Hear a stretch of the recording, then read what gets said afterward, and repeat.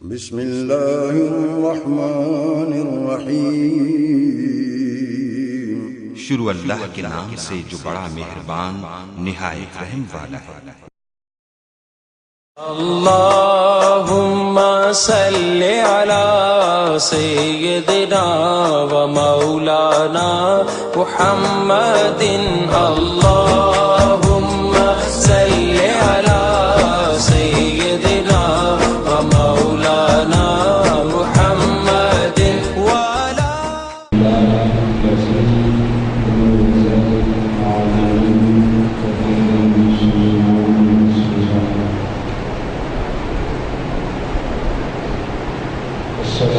والسلام على من أرسله بالفتح بشيرا ونذيرا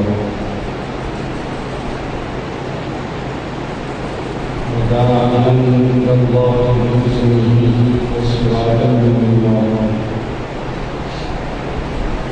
صلى الله عليه وسلم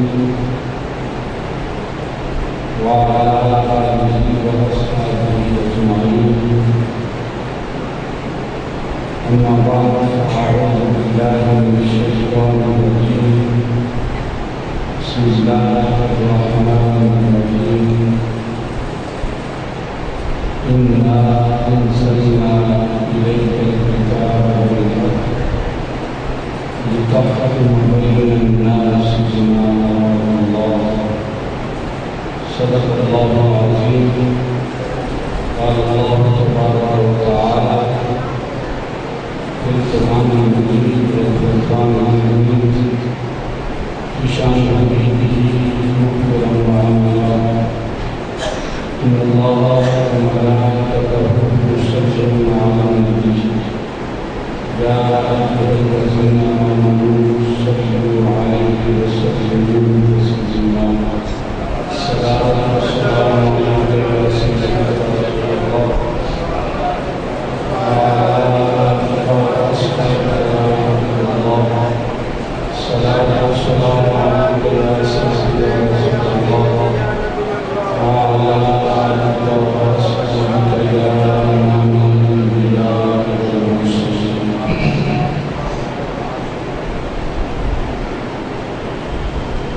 اللہ رب العزت کا بڑا کرم ہے۔ اللہ رب العزت نے ہمیں اپنی زندگی میں ایک مرتبہ پھر رمضان المبارک کی برکتوں کو سمیٹنے کی توفیق عطا فرمائی اور آج یکم رمضان المبارک ہے اور آج کے اس بابرکت رمضان المبارک کے پہلے دن جمعۃ المبارک کا بابرکت دن بھی ہے۔ آج ہم نظام مصطفیٰ صلی اللہ علیہ وسلم کے حوالے سے گفتگو کریں گے۔ اللہ رب العزت سے بارگاہ میں دعا کرتے ہیں اللہ رب العزت حق بیان کرنے کی توفیق عطا فرمائے۔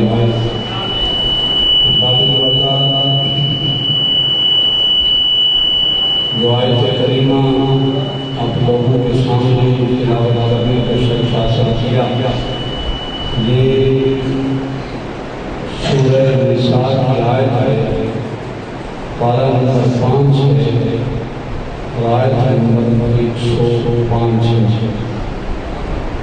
اللہ العزت نے ارشاد فرمایا اِنَّا أَنزَلْنَا إِلَيْكَ الْكِتَابَ بِالْحَقِّ۔ اے محبوب نبی، ہم نے آپ کی طرف جو نازل کیا ہے وہ ایک سچی کتاب ہے۔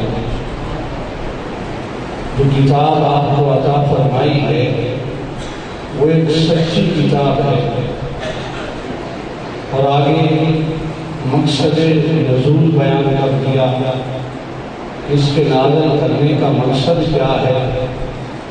فرمایا لِتَحْكُمَ بَيْنَ النَّاسِ بِمَا أَرَاكَ اللَّهُ، تاکہ آپ لوگوں کے درمیان فیصلہ کریں جو اللہ آپ کو دکھائے۔ قرآن مجید کا مقصد کیا ہے؟ لوگوں کے درمیان فیصلہ کرنا، عدل و مساوات قائم کرنا، یہ قرآن مجید کا مقصد ہے۔ لیکن بڑے افسوس سے کہنا پڑتا ہے کہ آج ہم نے قرآن مجید کے اس مقصد نزول کو فراموش کر دیا ہے۔ ہم قرآن مجید کو الماری سے اٹھاتے ہیں، خوبصورت غلافوں سے اسے باہر نکالتے ہیں، باوضو ہو کے اس کو چومتے ہیں، چومنے کے بعد اس کی تلاوت کرتے ہیں، اور تلاوت کے دوران مقصد یہ ہوتا ہے کہ قرآن مجید کی تلاوت سے ثواب ملتا ہے۔ حقیقت ہے کہ اس کی تلاوت سے ثواب ملتا ہے۔ تلاوت کرنے کے بعد ہم اس ثواب کو اپنے پیاروں کے لیے مثال ثواب کر دیتے ہیں، اپنے مرحومین کے لیے، اپنے رشتہ داروں کے لیے جو دنیا سے پردہ فرما گئے ہیں، اپنے والدین کے لیے مثال ثواب کر دیتے ہیں۔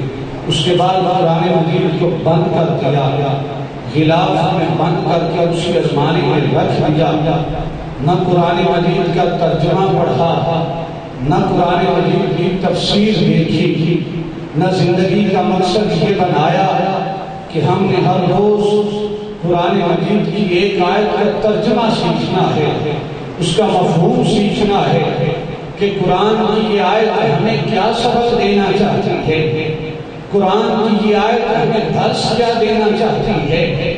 ہم نے محض ایک ثواب کی کتاب سمجھ کر اس کو پڑھا، اس کی تلاوت کی، تلاوت کرنے کے بعد غلاف کے اندر بند کر کے الماری کے اندر رکھ دیا۔ احباب وقار، جب یہ حقیقت کے اندر یہ قرآن مجید اس کے لیے نازل نہیں ہوا تھا، یہ قرآن مجید ہمیں دستور حیات دینے آیا تھا، یہ قرآن ہمیں زندگی گزارنے کا انداز بتانے آیا تھا، یہ قرآن انداز حکمرانی سکھانے آیا تھا، یہ قرآن ہمیں بتانے آیا تھا کہ ایک حکمران کیسا ہونا چاہیے، یہ قرآن ہمیں بتانے آیا تھا کہ ایک سچا غلام کیسا ہونا چاہیے، یہ قرآن ہمیں بتانے آیا تھا کہ خدا کا حقیقی بندہ کیسے ہونا چاہیے، یہ قرآن ہمیں بتانے آیا تھا کہ مصطفیٰ کا حقیقی عاشق کیسا ہونا چاہیے۔ احباب وقار، ہم نے قرآن مجید کے اس مقصد نزول کو فراموش کر دیا، فقط ایصال ثواب کی کتاب سمجھ کے الماری میں رکھ کے بند کر دیا۔ احباب وقار، اللہ رب العزت اس قرآن مجید کا مقصد نزول بیان کر رہے ہیں، لِتَحْكُمَ بَيْنَ النَّاسِ بِمَا أَرَاكَ اللَّهُ۔ محبوب اس قرآن مجید کو نازل اس لیے کیا ہے تاکہ لوگوں کے درمیان عدل کی مساوات قائم کر سکے، نظام عدل کو قائم کر سکے، اسلامی نظام کو قائم کر سکے، بالفاظ دیگر نظام مصطفیٰ کو قائم کر سکے۔ احباب وقار، آج جب ہم موجودہ نظام حکومت کو دیکھتے ہیں تو سیاست ایک گالی کی حیثیت اختیار کر چکا ہے۔ لفظ سیاست کوئی شخص اپنے ساتھ لگانا مناسب نہیں تصور کرتا، جبکہ حقیقت میں یہ اتنا پاکیزہ لفظ ہے کہ بخاری شریف کے اندر اس کا ذکر ہوا۔ آپ صلی اللہ علیہ وسلم کی حدیث مبارکہ ہے، فرمایا کہ کانت بنو اسرائیل تسوسهم الانبیاء، کہ بنی اسرائیل کی جو سیاست تھی وہ کسی عام شخص کے ہاتھ میں نہیں تھی۔ فرمایا تسوسهم الانبیاء، کہ بنی اسرائیل کی جو سیاست تھی وہ بنی اسرائیل کے انبیاء کے ہاتھ میں ہوا کرتی لیکن آج سیاست کا امین کسے سمجھا جاتا ہے؟ جو معاشرے کا سب سے بڑا بدماش ہو، جو معاشرے کا سب سے بڑا گنڈا ہو، جو معاشرے کا سب سے بڑا ڈکیت ہو، جو معاشرے کا سب سے بڑا سفاک ہو، جس کے پاس بڑے بڑے بدماش ہیں، جو تھانے کچہری کے اندر اپنا نام رکھتا ہو، جو تھانے کے اندر جا کر کسی چور کو، کسی لٹیرے کو، کسی بدماش کو بڑی آسانی کے ساتھ چھڑا سکتا ہو، آج کا MLA صرف وہی بن سکتا ہے۔ کسی شریف انسان کو آج ووٹ نہیں دیتا، جب وہ ووٹ مانگنے جاتا ہے اسے کہا جاتا ہے کہ جب کل کچہری میں ہمیں کام پڑے گا، تھانہ میں ہمیں کام پڑے گا، عدالت کے اندر ہمیں کام پڑے گا، مولوی ہے، شریف آدمی ہے، پڑھا لکھا بندہ ہے، تیرے پاس اتنی دولت تو نہیں ہے کہ تھانے کے اندر ہمارا کام کر سکے، تیرے پاس اتنی پاور تو نہیں ہے، بڑے بڑے لوگوں کے ساتھ تیرا رابطہ نہیں ہے، تھانے کے اندر تو ہمارا کیا کام کروا سکتا ہے۔ آج سیاست کو ہم نے، حکمرانی ہم نے دشمنوں، جو بدماش ہیں، اجڑ ہیں، گھنڈے ہیں، لٹیرے ہیں، ان کے حوالے آج ہم نے حکمرانی کرنی ہے۔ احوال وقار آپ صلی اللہ علیہ وسلم نے فرمایا کہ کانت بنو اسرائیل تسوسہم الانبیاء، کہ بنی اسرائیل کی جو سیاست تھی ان کے انبیاء کے ہاتھ میں ہوا کرتی تھی۔ احباب وقار نظام مصطفیٰ کا جو حکمران ہے وہ کوئی عام شخص نہیں ہوا کرتا تھا، جو مسلح کا امام ہوتا تھا وہی نظام مصطفیٰ کا حکمران ہوا کرتا تھا۔ لیکن آج ہمارے حکمران کیا ہیں؟ آپ کے سامنے ایسا معاملہ، سورہ اخلاص پڑھ جائے تو سورہ اخلاص ہمیں نہیں آتی، ہمارے حکمرانوں کو نہیں آتی۔ یہ ہمارے حکمران ہیں۔ حکمران تو ایسا ہونا چاہیے جس کو قرآن مجید کا مکمل علم حاصل ہو، حضور کی احادیث سے جس کو آگاہی حاصل ہو، جو دین کا مکمل عالم ہو، جو دین کی تمام احکامات کو جانتا ہو، پھر جا کر وہ حکمران بنے۔ وہ حکمران بننے کا حق بھی رکھتا ہے، لیکن احباب وقار موجودہ حکمرانی تو کسی اور طرز پہ چل پڑی ہے۔ موجودہ حکمرانی کیا ہے کہ میں ایک مثال پیش کرنا چاہتا ہوں۔ چودھری ہوتے ہیں موجودہ نظام میں بھی، چودھری مر گیا، مسلم تھا جو گزیرے ہوا کرتے، اس کا ایک بیٹا تھا مسلم، اس کا ایک بیٹا تھا، چھوٹا بچہ تھا۔ جب چودھری صاحب مر گئے تو وہ مسلم کا بیٹا پوچھتا ہے کہ ابا جان چودھری تو مر گیا، اب اس کی بجائے چودھری کون ہوگا؟ چودھری تو مر گیا، اب چودھری کون بنے گا؟ تو مسلم جواب دیتا ہے بیٹا جو اس چودھری کا بیٹا ہے وہی اب چودھری بنے گا۔ اس مسلم کے بیٹے نے پھر سوال کیا، کہتا ہے ابا جان اس کے بیٹے کے مر جانے کے بعد پھر چودھری کون بنے گا؟ وہ مسلم جواب دیتا ہے بیٹا پھر بھی جو اس کا بیٹا ہوگا وہی چودھری بنے گا۔ چوتھی مرتبہ، تیسری مرتبہ پھر سوال کرتا ہے ابا جان اس کے بیٹے کے مر جانے کے بعد پھر چودھری کون بنے گا؟ اس کا باپ جو مسلم تھا اس نے اس کی معصومیت دیکھی، وہ جواب دیتا ہے بیٹا اگر جتنے چودھری بھی مر جائیں نا پھر بھی اس کا بیٹا ہی چودھری بنے گا، میرے بیٹے تجھے کوئی بھی چودھری نہیں بنائے گا۔ تو مسلم کا بیٹا ہے اور تو نے ساری عمر مسلم بن کے رہنا ہے، تیرا بیٹا بھی مسلم ہوگا، تیرا پوتا بھی مسلم ہوگا، لیکن جو چودھری کا بیٹا ہے اگر چودھری بنتا جائے اس کا بیٹا چودھری بنتا جائے گا، تجھے کوئی چودھری نہیں بنائے گا۔ ہمارے وقار ہمارا موجودہ حکمرانی دور کیسا ہے؟ اگر نواز شریف وزیر اعظم ہے تو اس کے بعد اگر کوئی وزیر اعظم بنے گا تو کوئی اور وزیر اعظم نہیں بن سکتا۔ اگر کوئی وزیر اعظم بنے گا یا حمزہ شہباز بنے گا یا مریم نواز وزیر اعظم بنے گی یا احباب وقار شہباز شریف وزیر اعظم بنے گے، اگر بے نظیر گئی تو سرداری وزیر اعظم صدر بنا تھا۔ احباب وقار اگر آپ یہ کہیں کوئی عالم دین وزیر اعظم بن جائے، کوئی پڑھا لکھا وزیر اعظم بن جائے، یہ کبھی نہیں ہو سکتا۔ جو وزیر اعظم ہے اس کا بیٹا ہی وزیر اعظم بنے گا۔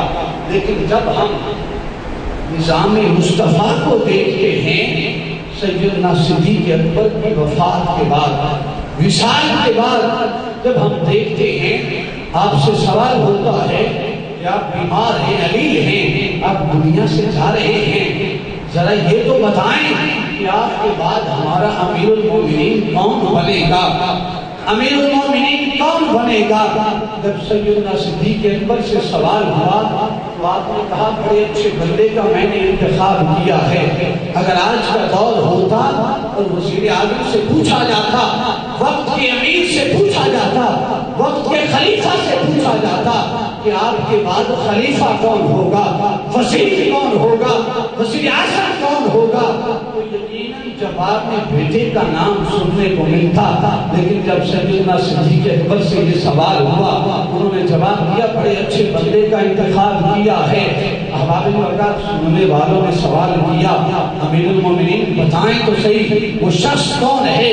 احباب وقار جب سننے والوں نے جواب سنا تو آپ کے جواب میں آپ کے بیٹے محمد کا نام نہیں آتا، آپ کے کسی دوسرے بیٹے کا نام نہیں آتا کہ میرے مرنے کے بعد میرا بیٹا امیر المومنین ہوگا، بلکہ فرمایا میرے مرنے کے بعد اگر کوئی ایسا شخص میری نظروں میں آتا ہے جو مسلمانوں کا امیر المومنین بنے، وہ میرا بیٹا نہیں ہے، میرا کوئی اور رشتہ دار نہیں ہے، بلکہ وہ عمر فاروق ہے۔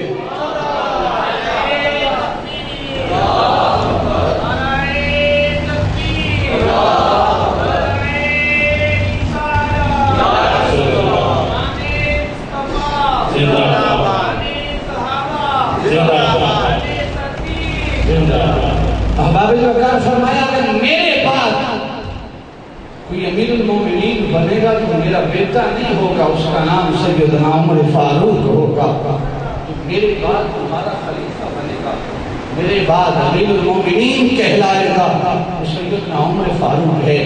اپنے کسی رشتہ دار کو خلیفہ نہیں بنایا، اپنے کسی رشتہ دار کو گورنر نہیں بنایا، اپنے کسی رشتہ دار کو بہت بڑا عہدہ پیش نہیں کیا، جبکہ موجودہ دور میں آپ دیکھتے ہیں پورا نظام حکومت، اگر کوئی بجلی کا وزیر ہے تو وہ بھی اپنا ہے، اگر کوئی کسی اور کام کا وزیر ہے تو وہ بھی اپنا رشتہ دار ہے، سارے جو اپنے ہیں ان کو عہدے پیش کیے گئے ہیں، لیکن نظام مصطفیٰ ایسا نہیں ہے۔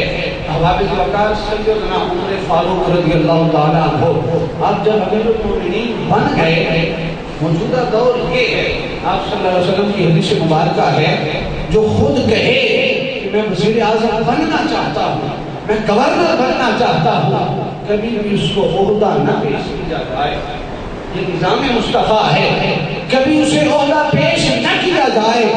لیکن موجودہ دور کے اندر اگر الیکشن ہوتا ہے تو ہر کوئی یہ چاہتا ہے، بڑا بڑا خرچہ ہوتا ہے، لوگوں کے پاس جاتے ہیں ہمیں ووٹ دیجیے گا، ہم ایم این اے بننا چاہتے ہیں، ایم این اے کا الیکشن کرنا چاہتے ہیں، پیسے خرچ کیے جاتے ہیں، کس لیے؟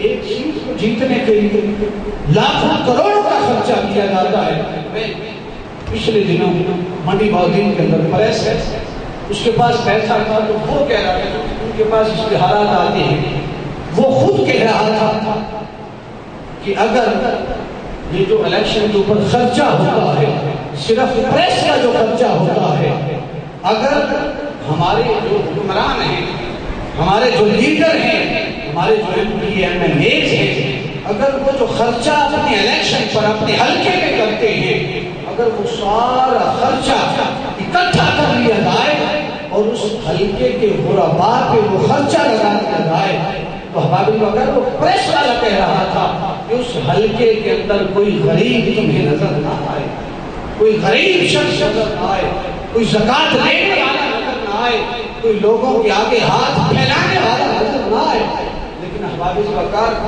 الیکشن کے اوپر کتنا خرچہ ہوتا ہے، اس کے بعد جب ایم این اے بنتا ہے پھر غریبوں کو کیسے بھول جاتے ہیں کہ آپ بھی جانتے ہیں، میں نہیں جانتا ہوں۔ حافظ وقار سیدنا عمر فاروق جب امیر المومنین بنتے ہیں، موجودہ دور کے اندر جب الیکشن ہوتے ہیں تو وزیر اعظم جس میں بننا ہوتا ہے، پارٹی کا جو صدر ہوتا ہے، جو چیئرمین ہوتا ہے، وہ الیکشن سے پہلے جو لوگوں کے اندر ہوتا ہے، لیکن جب الیکشن مکمل ہو جاتا ہے وہ وزیر اعظم بن جاتے ہیں، پھر لوگوں سے ملنا تو بڑے دور کی بات ہے، لوگوں سے رعایا سے ملنا تو بڑے دور کی بات ہے، پھر وہ اپنے ایم این ایز کو ملنا بڑی مشکل سے ہو جایا کرتا ہے۔ لیکن نظام مصطفیٰ کیا تھا؟ آئیے سیدنا